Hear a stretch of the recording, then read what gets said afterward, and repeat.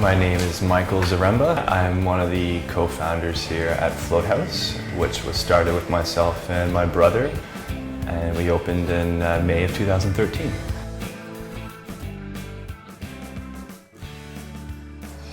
I've been floating for nearly 3 years now.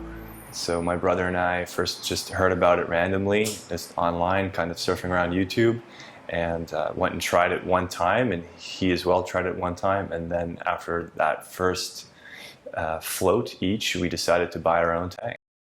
And so we bought our own tank and snuck it into my apartment, and been floating ever since. You know, we started hosting people out of my apartment, even though we shouldn't have it in an apartment, obviously.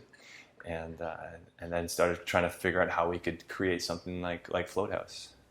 Right, and I floated quite a few times, and my most frequent experience is that after a while I feel like I'm floating in outer space. Nothing around me, nothing supporting me, just like an astronaut without the spacesuit, and it's very pleasant, it's very relaxing, and the effects are very good in many ways. It's got about a foot deep solution of Epsom salts and skin temperature water. Very comfortable. You can't turn over without a major effort. You can fall asleep. You'll be floating anyway. It's only 1 foot of water, so it's not terrible anyhow.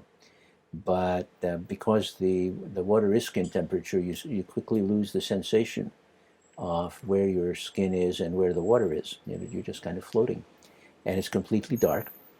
And what's interesting is that even people who are somewhat claustrophobic, very quickly, if they can bring themselves to get in there, okay, which many can't, but if they can, then very quickly they lose the sense of being in a small, dark, enclosed space, because you can't see the fact that it's enclosed, right? One of the things that it's very good for is all kinds of autonomic nervous system stress responses.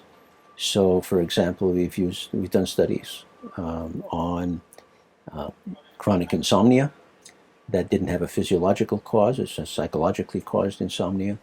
Tension, headaches, including with people who have a lot of them, significant reduction. Muscle tension goes down. Blood pressure goes down in both people who are suffering from high blood pressure and people who have normal blood pressure. The range of motion improves in people who have muscular disorders of various sorts. Pain of arthritis diminishes. All kinds of things like that go down. Another good use for it is the enhancement of perceptual motor skills and coordination. So it's been used to help train athletes in a variety of sports. Every time you float, it's different. Every time you go in the tank, your biochemistry could be slightly different, your psychology, your sociology, what's going on in your social relationships, what's going on that day, your work life, everything can be different on every day. So every float is different. I've taken lessons of humility from the tank. I've been very frightened at times in there, and for unknown reasons, and been very humbled.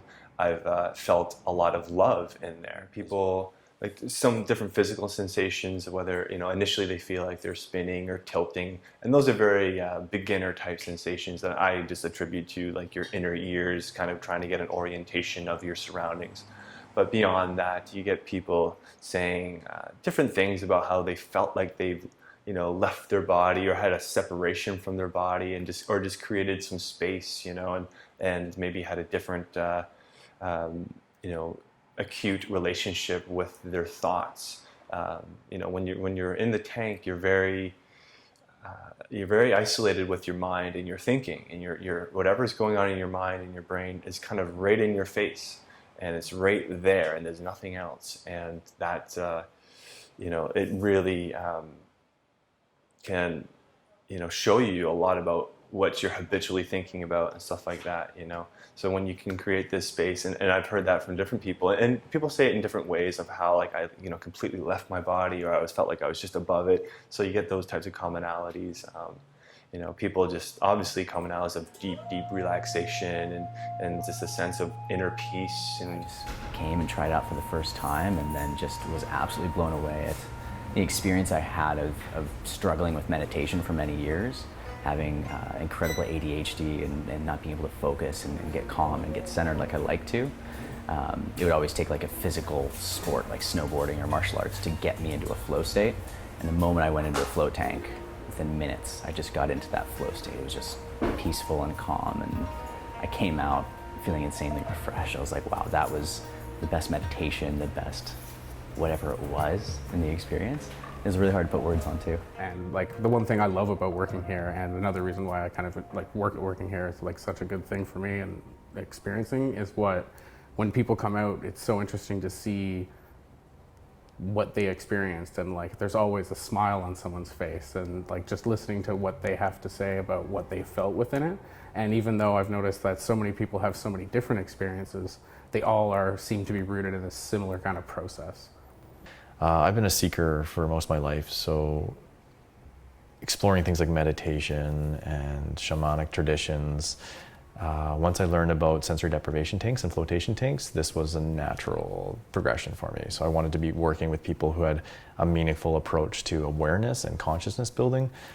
This was a place that was doing it, and entering into an industry that can be supporting people to develop their own personal awareness, to me, is incredibly meaningful. In the last few weeks that I've been here, I've seen some profound things. People come out of the tank in awe. They're like, that was amazing. So the conversations that begin there, and just the learning that people have, regardless of the journey they go on, every time someone goes into a tank, they learn something about themselves. And that to me is really important. So yeah, just in terms of building awareness and having people have an experience that's completely unique and relaxing, that's pretty profound to me. And, you know, that we need that time in our space in our lives, and people are craving it. So here's an opportunity for people to have an experience which is profoundly relaxing. I consider it better than a massage.